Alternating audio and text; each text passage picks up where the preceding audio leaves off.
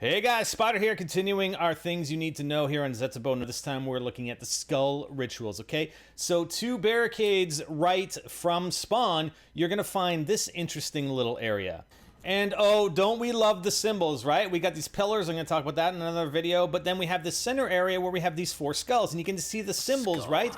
Well, remember those symbols. You see the skull, the symbols that were below that skull that we just picked up? You just hit square to pick it up. We're gonna go back to spawn, and we're gonna place the skull right there, okay? So now what happens, you get these zombies spawn and they're glowing green. We're here on round 4, they're glowing green, and what happens is they actually go and try to attack the skull. They want to prevent this from happening. Basically, it's time-based, okay? So you have to defend it until the ritual is done. If you don't, then the skull disappears and you have to wait until next round to go and get it back at that other area where we picked it up from.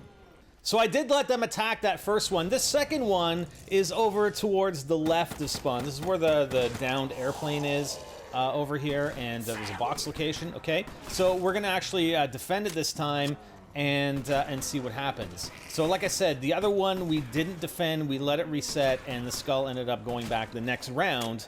Obviously, I'm looking future-wise, but the next round it became available, all right? I'm trying to not kill the regular zombie because then the round would start. So it is kind of somewhat difficult here in single player, but when you're running multiple players, then it should be a fair bit easier. And then it's done, okay? And I get down, sweet. So once it's done, you can actually go back to that location and you can pick up the skull again. So you can retrieve the skull, the ritual, or I don't know if you want to call it a sacrifice. I think, like I said, I think it's just time-based. I don't think it's based on the zombies or killing the zombies in that area.